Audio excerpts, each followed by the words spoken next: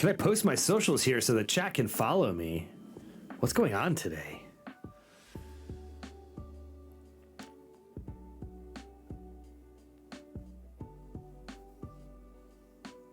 Can you raid me? I'm about to go live? What is this?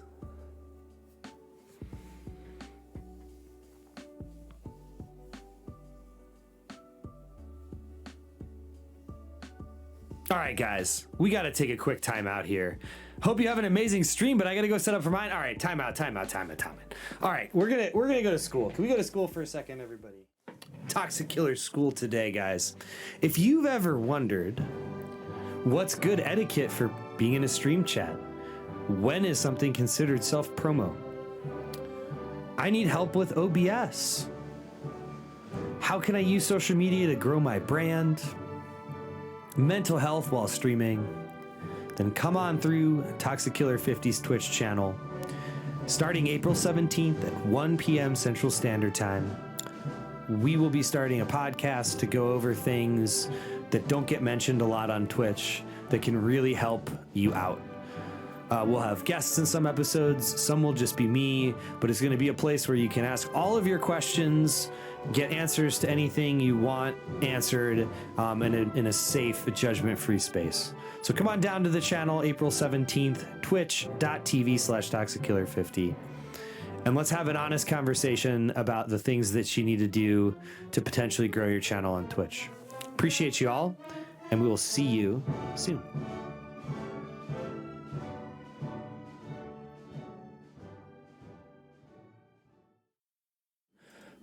Plan for today, as usual, we are going to talk and do our podcast episode. This will be the final episode of season 1.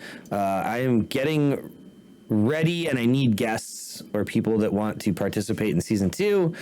So again, I'll do an overview of season 2, what we're going to do and what I think the podcast is going to look like from here on out at the end of the podcast portion of the stream. But I'm really looking forward to the next iteration of this. I think it's a much needed piece of content that is not currently on Twitch. And I think there'll be a lot of value in it for many people. So let's jump right in.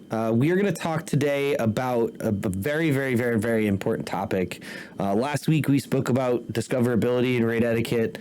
Very brief update about hosting. Even though hosting is going away here at the end of September, beginning of October. We discussed it regardless, but overall had a discoverability conversation, and we talked a little bit about rating and raid etiquette and why rating is important. Today we're going to talk about something that is probably the number one reason why people quit streaming, and that's going to be mental health. It's a very, very important button in terms of content creation. It also is a very, very, very important thing to make sure that you keep in check, because streaming is very taxing on your mental health. And if you stream too much or you get too involved in certain things, it can really, really mess with your mental health, which could lead to hiatuses, breaks, and sometimes those things can really kill some of your momentum, right? If things are going really well and then you take a huge hiatus, it can really hurt. So overall, mental health and streaming, this is a gigantic, huge one. So many people take long breaks and quit because of their mental and physical health. First and foremost, your mental health is the number one killer of motivation. And if it's not kept in check, it can lead to very, very long breaks, which can harm momentum, discoverability, any of that stuff, and even quitting streaming altogether. One of the most important things from a growth perspective in content creation, and I don't think many people will argue this, is consistency. The more often you stream, the easier it is for you to stick to a schedule, the better off overall you could be. And it also really helps get noticed if you're consistently streaming at the same time, because it's easier for people to catch you when you are live and it's not like a chore for them to kind of come through and watch. The very first thing that is super important is to really find the proper balance between life outside of streaming, actual time streaming, and creating content so that you can kind of continue to grow. If you're streaming 6 days a week, plus trying to make content, plus trying to have a life, this could be incredibly taxing on your mental health. In the beginning, even long term, I would recommend starting out streaming 3 to 4 days a week and maybe 3 to 4 hours at a time. This will give you time to get everything you need done with family and leave you some time to develop content. So my personal experience with burnout is in the very beginning, when I first started streaming, because I was not employed when I started this venture, I was streaming 6 days a week and I was streaming twice a day to try to hit different audiences, not really taking or putting very much thought into actually creating content. This lasted for maybe a month. And then I was kind of like, I can't do this anymore. Like, I need to figure it out. So what I did was I went down to streaming 3 days a week. And then I would spend some of the time that I was not streaming, either, going around watching other people stream, to take notes, to build relationships or connections with them. I would also do things like go back through and watch my VODs to make clips before I was like doing formal editing, to make some clips to put on other social platforms, and to spend time on actual content, adding things to the stream. Whether it's new overlays or emotes or, adding in things like Snap Camera or, channel point redemptions through StreamerBot. And when I went down to fewer days, I actually found that my viewership grew more consistently. And I think the reason for that is if people can just come and catch you every day of the week, there's no attention, there's no reason for them to hang around.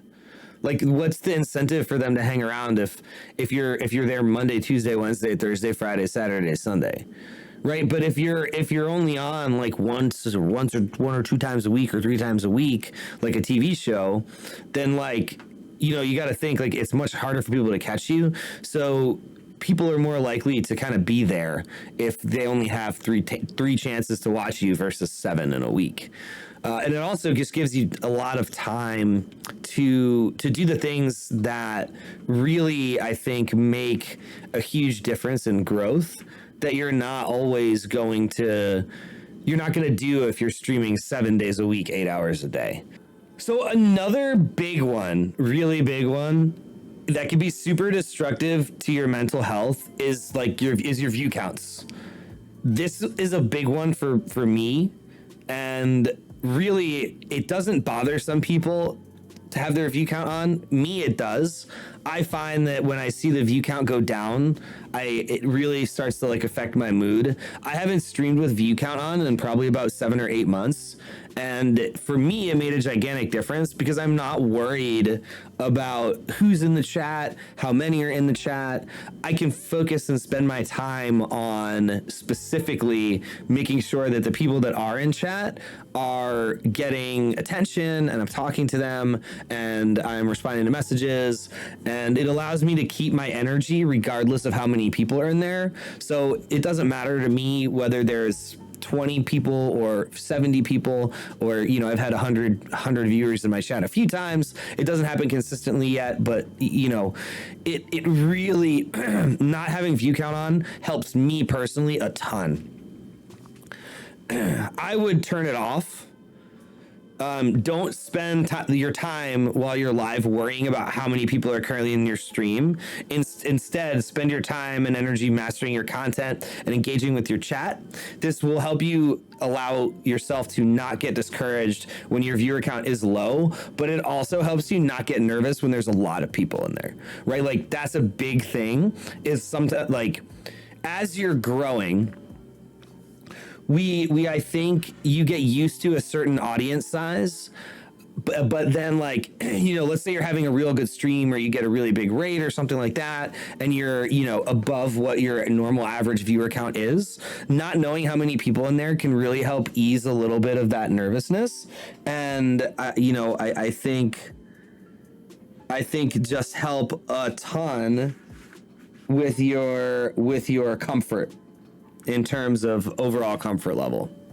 I generally have no idea how many people are in my chat unless somebody tells me.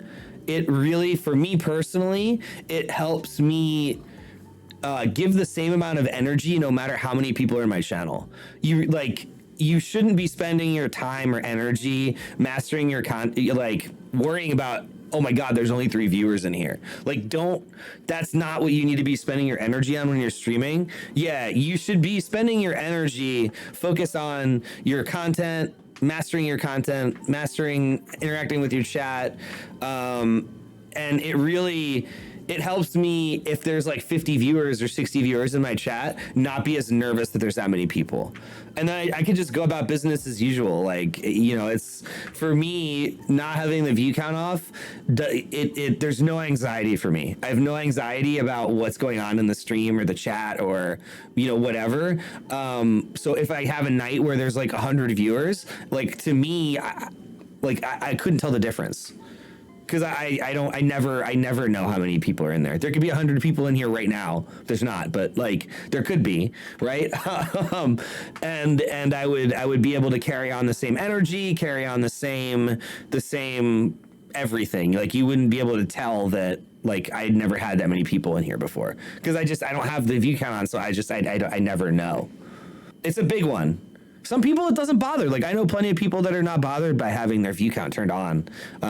It only bothers me if I'm having a not great stream, which not every stream is going to be 20, 30, 40 viewers, right? Sometimes you have those nights, but sometimes it's 5, sometimes it's 7, sometimes it's 10. You're not always going to have every single time you're not going to have the same amount of viewers. Even big streamers go through that. Even people who are averaging 100, 200, 300, 400, 500 viewers, they have streams where they go below that average. It's just some days are less busy, just like anything else. This is another huge one. Oh, yeah. I stream news and politics stuff. Any advice on streaming that content? So do you mean specifically streaming news stuff? There's a news story going on that you're super passionate about and it's fucking with your head. I don't know how to answer that because I try to keep religion, politics, and all that stuff. I try to keep that off my channel. I'm always willing to have a conversation about it, but I personally am religious and I go to church every week. I am what pretty much a lot of people would consider a practicing Christian.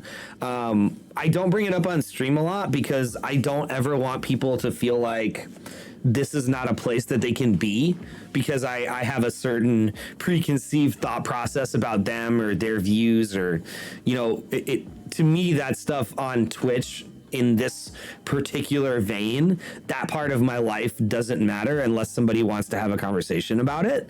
So I just try to always, if we're talking about a sensitive topic, I would always start with that, right? We say, hey guys, look, this is a really sensitive topic. There are going to be some of you that are going to have a very strong viewpoint one direction or the other. My ask to you would be that we act like adults, right? We be reasonable. We listen to each other, right? And we don't make fun of somebody because their view is different. We need to understand and appreciate and respect their view, and they need to respect our views as well. And we need to understand that it's okay to agree to disagree on things.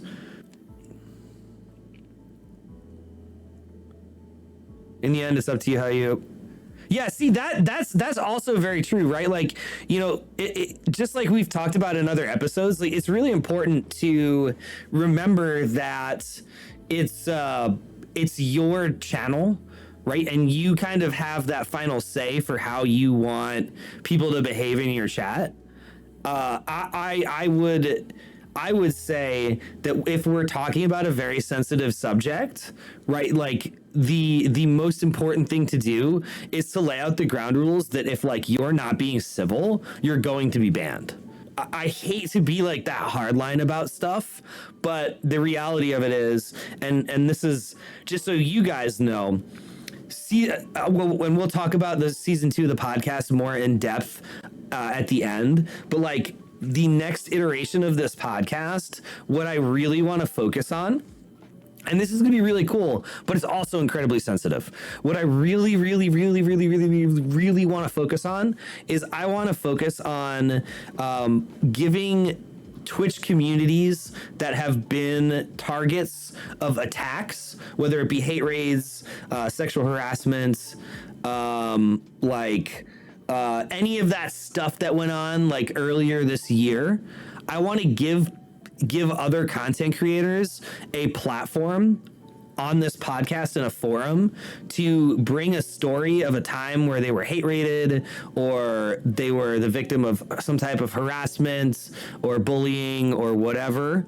And I want to do like a little interview portion about each person's experience. And then I want to have a discussion with each person that's a guest that month. I want to have a discussion with them about how we as Twitch viewers can best support them if we find themselves in their Twitch chat when a hate raid comes in, when someone is harassing them, when somebody's making them feel uncomfortable or making some kind of advance at them. I just feel in my heart that those things are still going on. And even though it's not as prevalent anymore, we've kind of like swept it under the rug and no one is talking about it, but it's totally still there. So like when I have that, when we start doing those podcasts, like I'm just going to flat out say, if you make fun of someone's story, if you try to minimize their pain or their trauma, you're just banned.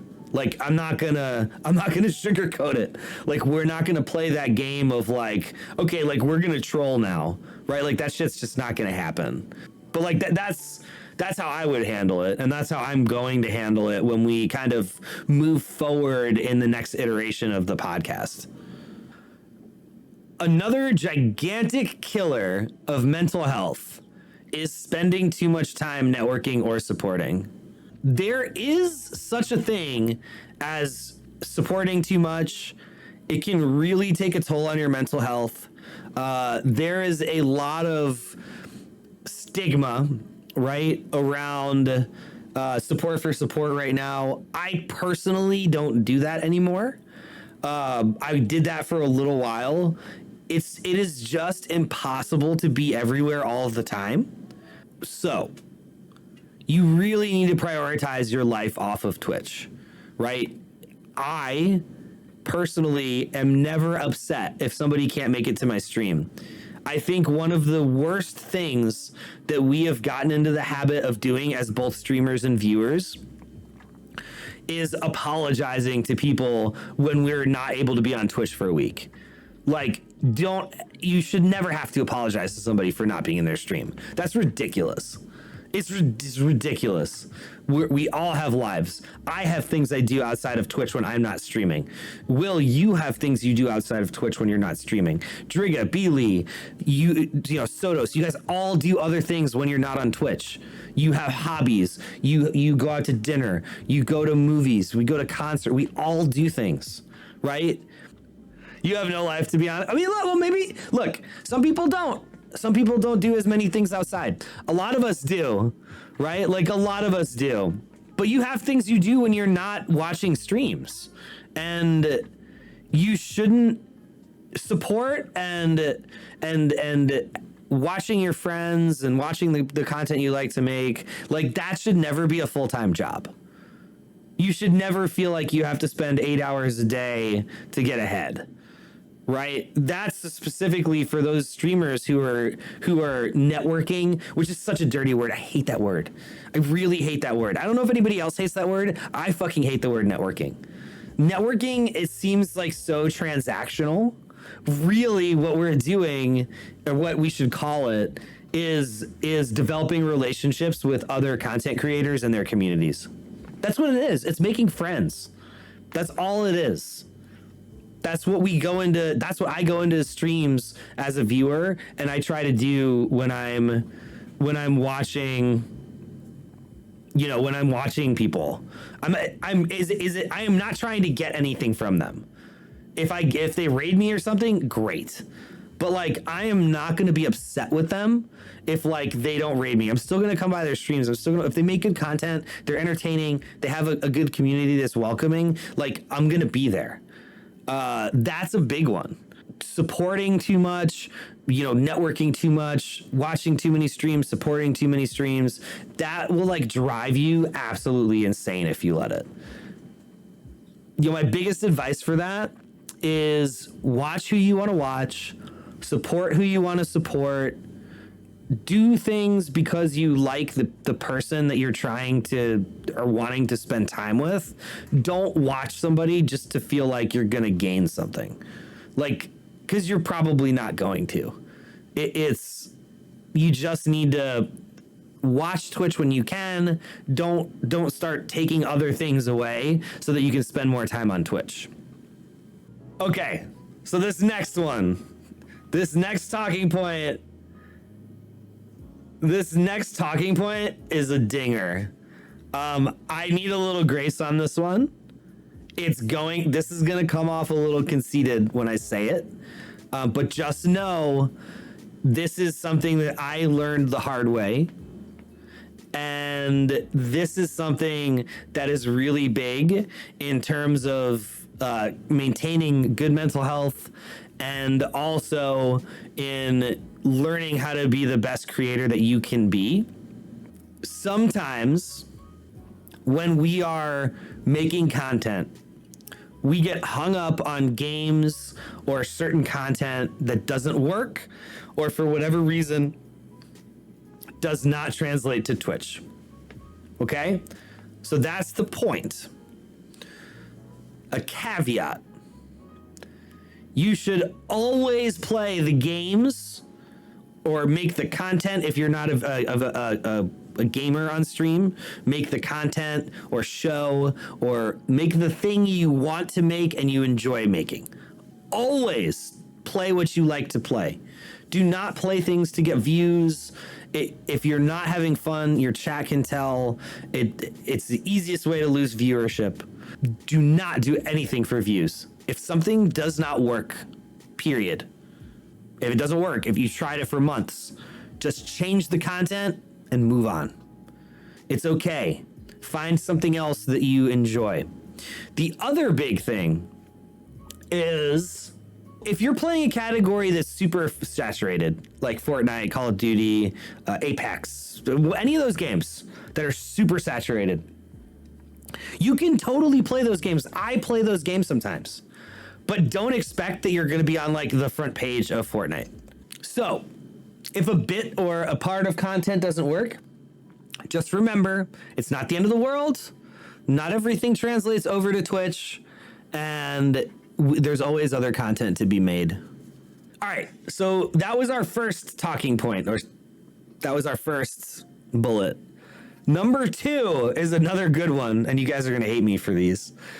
Scheduling and overscheduling. To reiterate my earlier point about streaming too much, there is such a thing, right? Streaming is mentally taxing for many people, and you need to give yourself rest and breaks throughout the week, because even if it's fun to do, it's still hard work.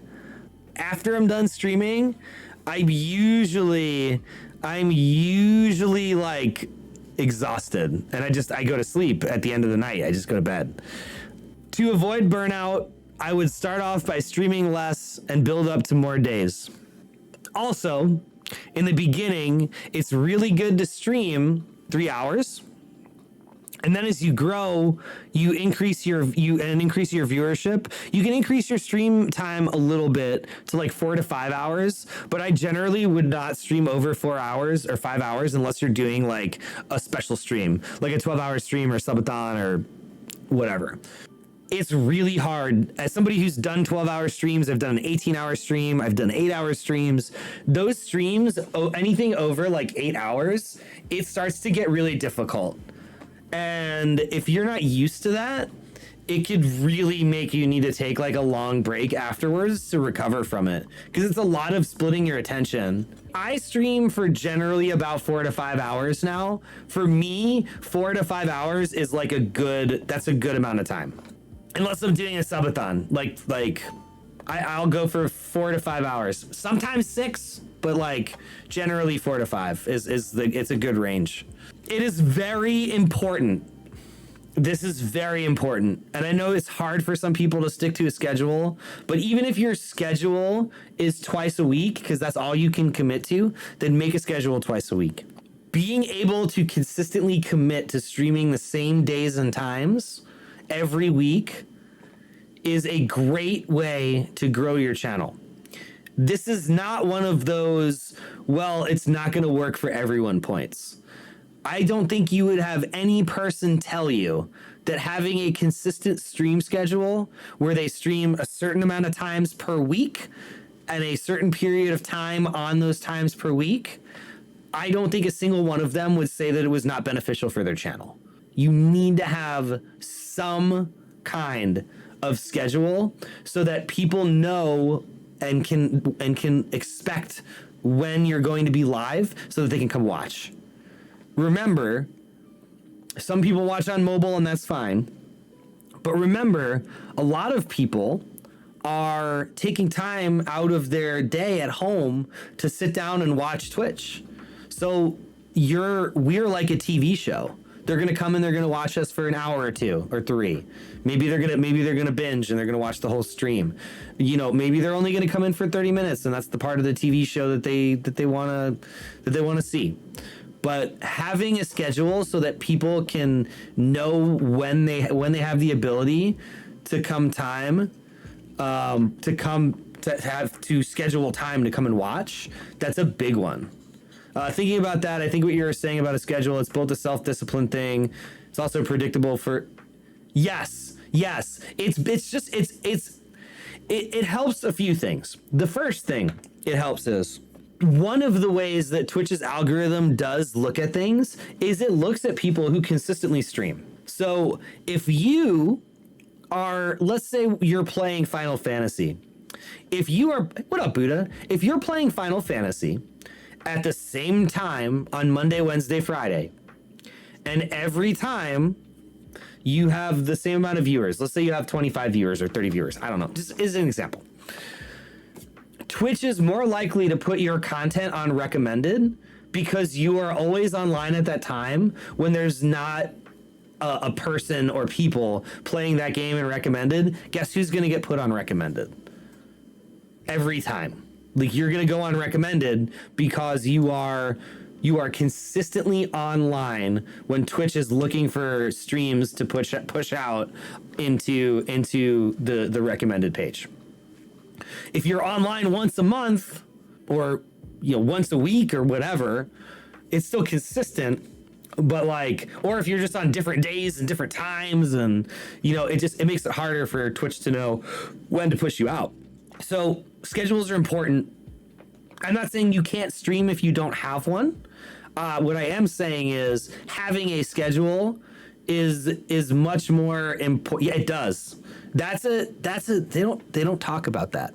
But consistently being online at the same time with a certain amount of viewers, right, and playing a certain game, if you're doing that, you are more likely to get pushed into the algorithm. If you're only playing Final Fantasy every day and you play 1 or 2 games, right, then they're gonna look at your stream and putting it in recommended more often. It's also based on chat engagement. So you need to have messages going on in the chat in order to get pushed out to recommended. And I think you need to have a certain amount of viewers for a certain period of time. There's a lot of stuff that goes into it. Do not stream 6 or 7 days a week. This is way too much for many people. And you'll find that being live that many days can start to affect things you need to get done off of Twitch. I was very guilty of this and I had to make changes early on. Remember, less is more in some cases. It's better to do 3 or 4 quality streams in a week that you can prepare for than it is to do 7 streams to just go live. Like, it's a lot harder the more you stream. We have two more talking points. It is very important to remember, guys, entertaining is difficult. Mental health is a huge factor in providing quality content. If you look like you're having fun, your chat and your community will feed off of that. If you're having a low mental day, most people can tell. That's true of everyone. If I'm having a shit day, one of you guys inevitably is going to be like, are you okay? It's okay to take mental health days when you need them. If you ignore this and not take breaks when you're having low days and you stream anyway, eventually you're going to have burnout. And burnout is not great, where you need to take a week or 2 off. It sucks. And you just feel like you can't create content, you can't do anything. It's just not great.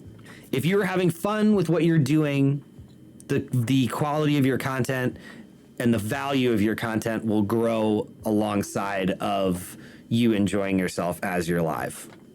This is another big one, and caveat here, we are not therapists, even though I am all about mental health and giving people a safe space. I'm not a therapist. If you are really struggling with your mental health, it's okay to go and see someone. If you feel like you can't manage on your own, you should really seek mental health treatment via therapy. It does work. I've been in therapy for a large portion of my life. It is helpful. And if you are really struggling, you need to go seek out mental health help. We are not therapists. I can help people by giving them an empathetic shoulder to lean on if they're struggling with mental health. But if you're having a severe problem, therapy is 100% the way to go. But remember, don't feel like you can't take a break if like streaming is really making you feel bad or sick, or, you know, if it's messing with you that much, like, please, don't suffer in silence. Like, go and talk to somebody. Okay. So this is our last point. And this is another grace point, but it's a big one. A lot of people want to go full time. They want to go full time with their content creation, right? I don't think you would find many people who don't want to do that stream. A lot of people want to be full-time content creators.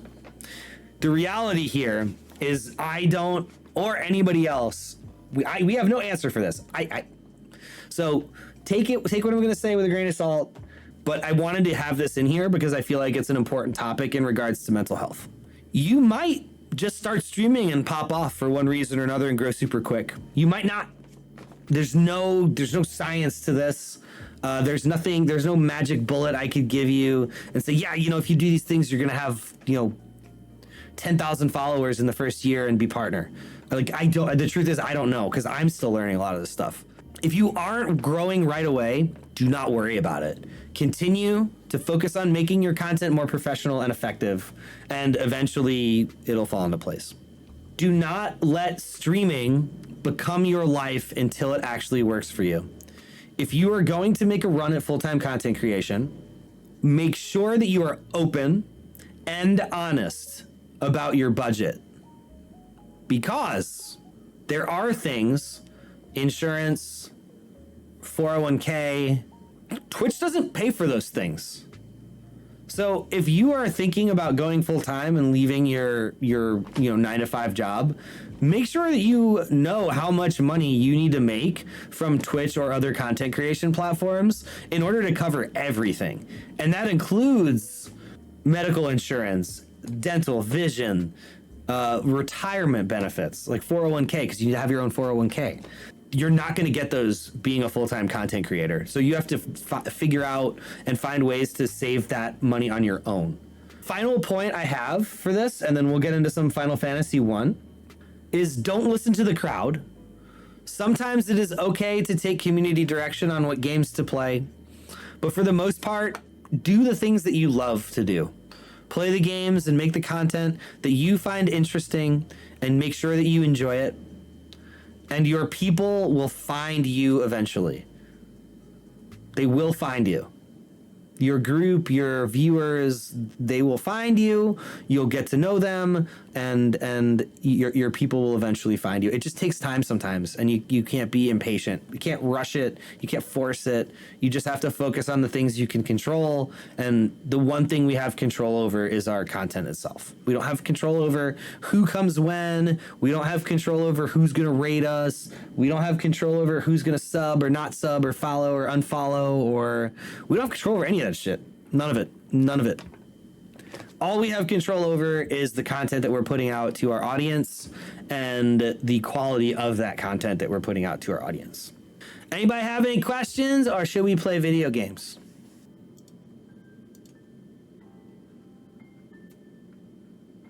No, Xander, I would not stream all the time. I would stream the 7 days you have to stream to get affiliate, and then I would stream about 2 or 3 days a week after that. And then while you're actually pushing for affiliate, I would not worry about streaming more than 2 hours at a time. 2 hours with 3 average is the fastest way to get it.